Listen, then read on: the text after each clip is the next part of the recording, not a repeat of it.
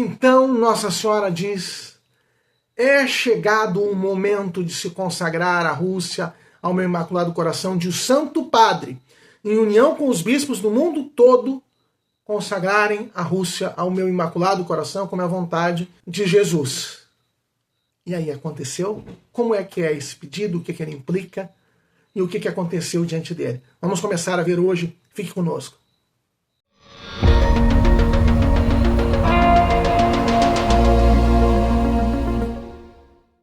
Olá, paz de Jesus, que bênção estarmos novamente juntos. Deus abençoe a todos. Meu nome é Manuel Guimarães, da comunidade Paz e Mel, e estamos juntos novamente aqui para meditar a urgência da mensagem de Nossa Senhora de Fátima, aquilo que Nossa Senhora nos pede e que é tão necessário para nós e que o não atendimento nos traz tantos males.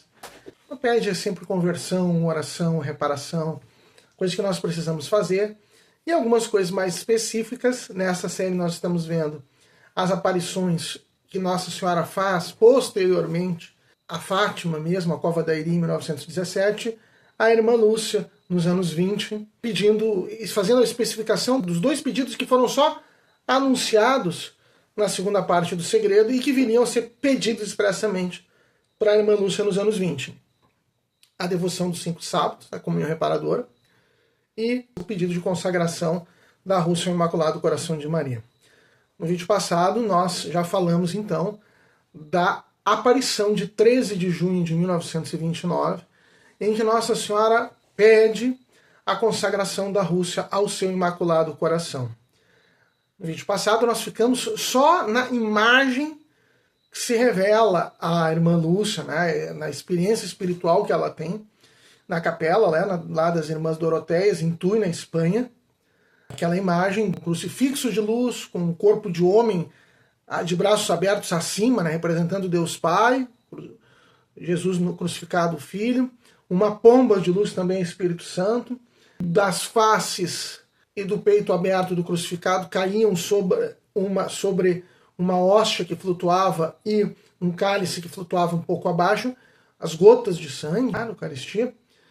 Debaixo de um dos braços da cruz estava Nossa Senhora, com o seu Imaculado Coração na mão, como ela tem aparecido para Lúcia, com o Imaculado Coração de Maria, e abaixo do outro braço da cruz, como que uma água cristalina subindo, formando umas letras, as palavras graça e misericórdia. Ao final, então, dessa aparição, Nossa Senhora faz o pedido efetivamente. Ela diz assim: é chegado o momento em que Deus pede para o Santo Padre fazer, em união com os bispos do mundo, a consagração da Rússia ao meu Imaculado Coração, prometendo salvá-la por este meio. Então, pedido de consagração da Rússia. Depois, Nossa Senhora fala uma outra coisa, que vai retomar, né, o sentido espiritual de tudo, né, que não é uma consagração política, não é uma coisa salvacionista, mas é para as almas, para a salvação das almas. Ela vai dizer assim: são tantas as almas que a justiça de Deus condena por pecados contra mim cometidos, que venho pedir reparação. Sacrifica-te por essa intenção e ora. Ela retoma os pedidos principais lá de Fátima, das aparições de Fátima: oração, sacrifício, reparação, porque as almas se perdem. Então fica claro que a consagração da Rússia, ela não é um ato político, ela é um ato que vai levar a essa conversão, que vai favorecer a devoção ao Imaculado Coração de Maria, uma consagração ao Imaculado Coração de Maria, que vai se espalhar e que vai levar a esses frutos espirituais de conversão, de reparação, de sacrifício, de penitência, de oração. Bem, a primeira observação, então, é que o jeito que Nossa Senhora fala, é chegado o momento em que Deus pede para o Santo Padre, ela fala como se já tivesse falado disso. E, efetivamente, ela já falou disso. Falou disso no segredo, revelado em 13 de julho de 1917, na segunda parte do segredo. Vamos retomar o que Nossa Senhora tinha dito na segunda parte do segredo, né? Primeiro ela refere à primeira parte. Vistes o inferno para onde vão as almas dos pobres pecadoras. Para as salvar, Deus quer estabelecer no mundo a devoção ao meu Imaculado Coração. A questão do Imaculado introduz essa situação do Imaculado Coração como muito importante, um desejo de Deus para a salvação das pessoas. Se fizerem o que vos disser, salvar-se-ão muitas almas e terão paz. A guerra vai acabar. Mas se não deixarem de ofender a Deus, No reinado de Pio XI começará outra guerra pior. Já vimos, seria a Segunda Guerra Mundial. Quando virdes uma noite alumiada por uma luz desconhecida, sabei que é o grande sinal que Deus vos dá, de que vai punir o mundo de seus crimes por meio da guerra, fome e de perseguições à igreja e ao Santo Padre. Já vimos que isso aconteceu, a grande aurora boreal de 1938, tudo isso na outra série da urgência das mensagens de Fátima, da segunda e terceira parte do segredo, nós já vimos tudo isso detalhadamente. A grande aurora boreal de janeiro de 1938, que pré-anuncia a guerra. Então, se não atenderem os pedidos de Deus, essas coisas vão acontecer. Vai acontecer essa guerra pior. E aí ela vai dizer a segunda parte da consequência, virá a guerra pior, mas aí ela disse, para impedir, fica entendido, a guerra pior. Virei a pedir a consagração da Rússia ao meu imaculado coração e a comunhão reparadora dos primeiros sábados. Então Nossa Senhora pré-anuncia dois pedidos que ela ainda irá fazer. Virei a pedir consagração da Rússia e a devoção dos 5 sábados. A devoção dos 5 sábados pediu em 1925, reforçou lá em 1926, né? E a consagração da Rússia pede agora em 1929. Então, virei a pedir. Ela já pré-anuncia. Então, quando Nossa Senhora fala agora, é chegado o momento em que Deus pede para o Santo Padre fazer a consagração da Rússia. Então, não chegou o momento de fazer. Ela já tinha dito que iria pedir, bom, agora então ela pede efetivamente. Se atenderem aos meus pedidos, a Rússia se converterá e terão paz. Senão, espalhará seus erros pelo mundo, promovendo guerras, perseguições à igreja. Os bons serão martirizados, o Santo Padre terá muito que sofrer, várias nações serão aniquiladas. Bom, então, Nossa Senhora disse que, para impedir a guerra pior, iria pedir a devoção dos 5 sábados e a consagração da Rússia. Aí ela disse, se atenderem, a Rússia se converterá, senão ela espalhará os seus erros pelo mundo. Então, aí Nossa Senhora passa a referir a segunda consequência para o caso de não atendimento dos pedidos, que é o espalhar-se dos erros da Rússia. Bom, então já vimos bastante exaustivamente na outra série a guerra pior e essas consequências, né? A guerra pior e o espalhar-se dos erros da Rússia. E fica esse pedido, para evitar essas coisas. Bom, vamos dar uma interrompida aqui.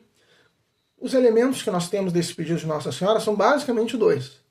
Que seja um pedido do Papa de consagração da Rússia ao Imaculado Coração de Maria e que seja, fala Nossa Senhora, em união com todos os bispos do mundo. Olha, isso aí não é uma coisa muito fácil. Que todos os bispos do mundo façam com o Santo Padre a consagração da Rússia ao Imaculado Coração de Maria. Bom, nesse momento, a Rússia já não existe como um país autônomo, existe a União Soviética, de que a Rússia é uma das repúblicas, a principal das repúblicas, a mais que principal das repúblicas. Muitos dizem que, na verdade, a Rússia quase que engoliu as outras repúblicas na União Soviética, enfim. Mas era a União Soviética. Havia muitíssimos problemas em se mencionar a Rússia. Pareceria um desvalorizar da União Soviética. A União Soviética, na doutrina comunista, na militância comunista, era muito vaidosa e zelosa desse feito de se criar uma União Soviética, uma união das repúblicas socialistas soviéticas. Então, havia uma série de problemas, mas Nossa Senhora pediu para fazer a consagração da Rússia. Em união com os bispos do mundo todo. Os bispos da própria Rússia, bispos católicos da própria Rússia, poderia gerar muitas perseguições. Eu estou fazendo problematizações porque essa consagração ela não houve até muito recentemente, até o Papa Francisco. E ela é pedida em 1929. Leva quase um século para ela ser atendida. E, então, existem problematizações. Eu não estou desculpando os papas, eu só estou tentando trazer a realidade. Era muito complexo. Existe uma outra problemática, eu vou mencionar, talvez muitos considerem que isso é um preciosismo da minha parte. Mas quando a gente fala os bispos do mundo todo, existem os bispos católicos romanos, nomeados pelo Santo Padre, mas existem bispos validamente ordenados, embora não licitamente ordenados, estão fora da Igreja Católica, que guardam a sucessão apostólica. O que quer dizer a sucessão apostólica? Se você vê muitos bispos de muitas, ou melhor, os bispos da maior parte das igrejas ortodoxas orientais são bispos válidos, embora lícitos. São ilícitos porque não receberam a aprovação do Papa. Porque essas igrejas, muitas dessas igrejas, como a Igreja de Constantinopla, como a Igreja Ortodoxa Russa e tantas outras, não estão em plena unidade com Roma, com o Santo Padre, não estão submissas ao Santo Padre. Mas por que eles têm então bispos validamente ordenados? Porque quando essas igrejas se separaram da Igreja Católica, especialmente a partir do cisma da Igreja de Constantinopla, Ortodoxa de Constantinopla, em 1054, os seus bispos haviam sido ordenados por outros bispos. E quem tem poder para ordenar um bispo, quem pode ordenar um bispo, é um bispo. Não é só o Papa que pode ordenar, qualquer bispo pode ordenar bispos e padres. E a Igreja Ortodoxa, eles continuaram guardando isso, de que só esses bispos que estavam ordenados podiam ordenar outros bispos e continuar ordenando. Então, eles guardaram a sucessão apostólica. Se você for olhar todos os bispos das igrejas ortodoxas, da maior parte das igrejas ortodoxas, e for ver quem ordenou esse bispo, vai um bispo anterior. Quem ordenou o bispo anterior? Outro bispo. Quem mais um anterior? Quem vai voltando? Vai chegar num dos 12 apóstolos. Chegando num dos 12 apóstolos, nós dizemos que essas igrejas guardaram a sucessão apostólica. Isso não acontece, por exemplo, com as comunidades oriundas da Reforma. Lutero era um padre validamente ordenado, mas ele não era bispo.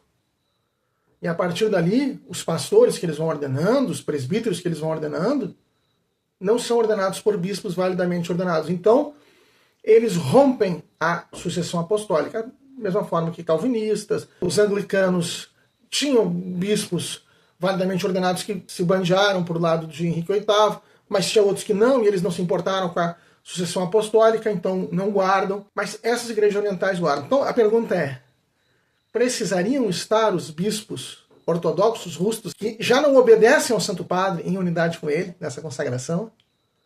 Se sim, essa tarefa é muito mais difícil.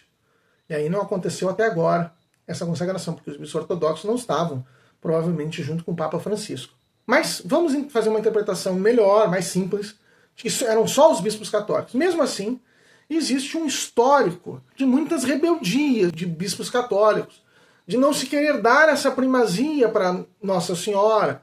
Alguns bispos que considerariam que a consagração da Rússia ao Imaculado Coração de Maria seria, de certa forma, uma censura a alguma coisa da União Soviética, e não quereriam censurar.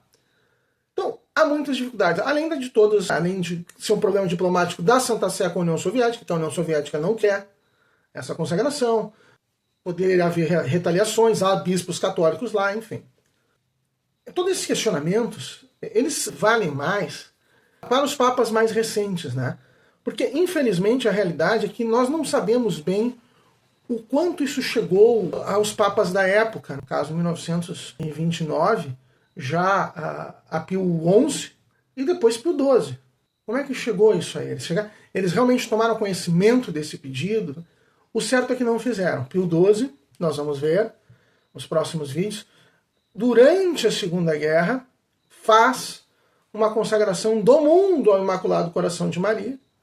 E nós já vimos na outra série, essa consagração do mundo ao Imaculado Coração de Maria é um ponto de reversão da Segunda Guerra. A Segunda Guerra estava indo para o lado do eixo, e bem na época da consagração do mundo ao Imaculado Coração de Maria pelo Papa Pio XII, a coisa começa a reverter. Então é um excelente sinal. Mas será que eles tomaram conhecimento? O fato é que não aconteceu antes da guerra.